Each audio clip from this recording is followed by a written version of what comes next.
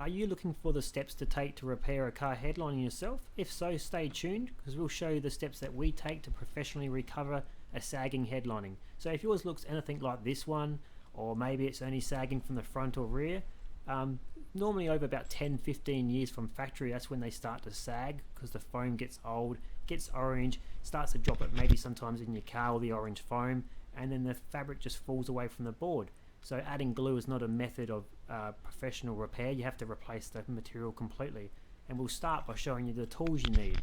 So basically you need a drill usually, or you can have a hand screwdriver or a flathead. Multi-grips come in handy. Sometimes the hex tool bits you need, and an upholstery skewer as well to tidy up the headlining and bits and pieces like that. So we lay a blanket down first just to protect the center console so we don't scratch anything and where we're sitting. And then we'll get stuck into taking plastics off.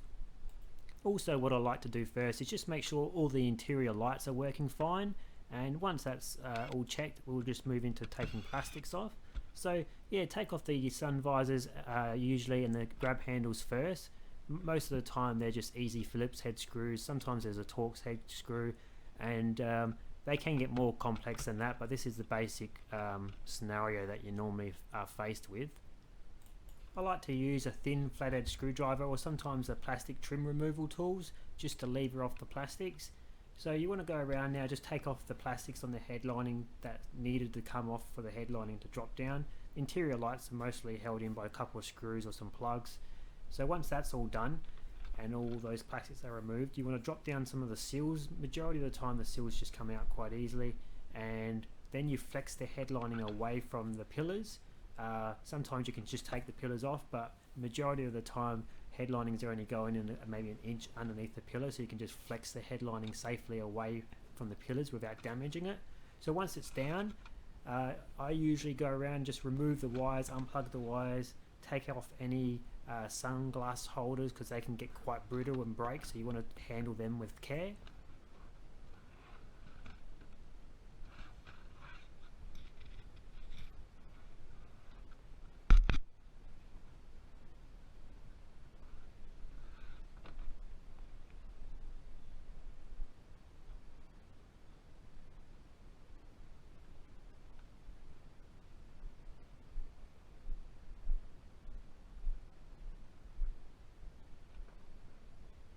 And here we are removing the old material, so it's best not to use it. It's usually shrunk, and if you add a bit of glue to it now, the glue will just come through on the visible side and look like a stain. So yeah, we grabbed some tools for the preparation and cleaning now. So the scrubbing brush is the main item we'll be using here. Sometimes you do need a sander just to sand down any raised imperfections maybe in the board itself. So we grab that scrubbing brush and we just take off the old orange foam. Once that's all completely clean, we're now ready to add a bit of glue and our new material. So we cut our new material first.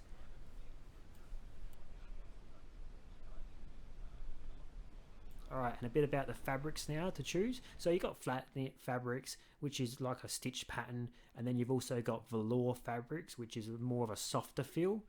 And those up close look like this. You got the flat knit and you got the velour. They're pretty much your two common choices to pick to match up to the original headlining that was originally in the car from factory. They all come with a foam back layer stuck to it, so you don't need to add your own foam. It just comes with the foam stuck to the fabric already. So here we are adding some glue, spraying up and down, side to side, overlapping about 50% each time, getting good coverage. We spray the board and also the back of the fabric, and then we bring the two together. A good high temperature spray adhesive is ideal, so 3M High Tack is a really good brand. Maybe about 1 or 2 cans will get the job done for a sedan.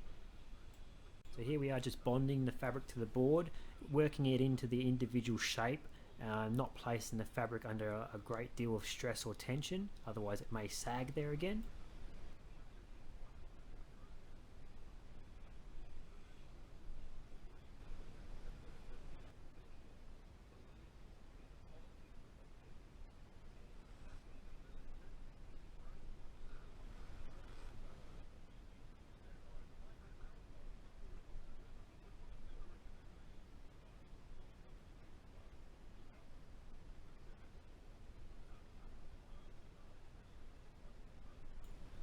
grab a razor blade and then we'll just cut out all the sections that need to be cut out.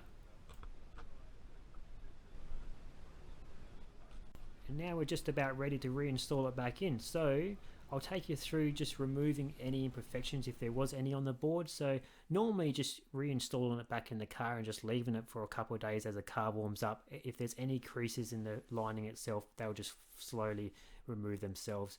Or you can use an upholstery skewer just to pull out any imperfections. I'll usually go around maybe with an upholstery cleaner and just clean up the headliner once it's installed. Maybe tidy up some pillars and some of the other seals just so it looks brand new and nice and neat. Carpet upholstery cleaner that I recommend to spray down the headlining with are these two. They pretty much don't leave any stain once you use those guys. So that's it. That's all reinstalled back in, and that's the whole steps we take to professionally repair a car headlining.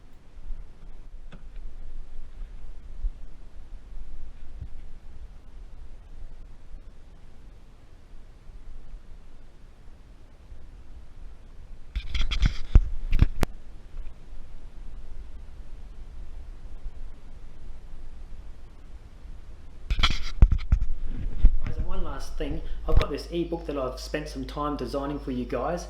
It's titled Headlining Secrets. It goes into the universal way of how to repair a car headliner. So it's full of like tips and tricks, easier to follow steps. It goes into the problems to watch out for while you're doing your car headliner repair, shows you how to carefully remove the board out of the car and put it back in, goes into more about the glues, the fabrics to use. So I'll put the link below in the description. It'll be just titled Headlining Secrets. It's a PDF file you can download, and once it's downloaded on your computer, you can open it up. The video course will be inside the PDF file.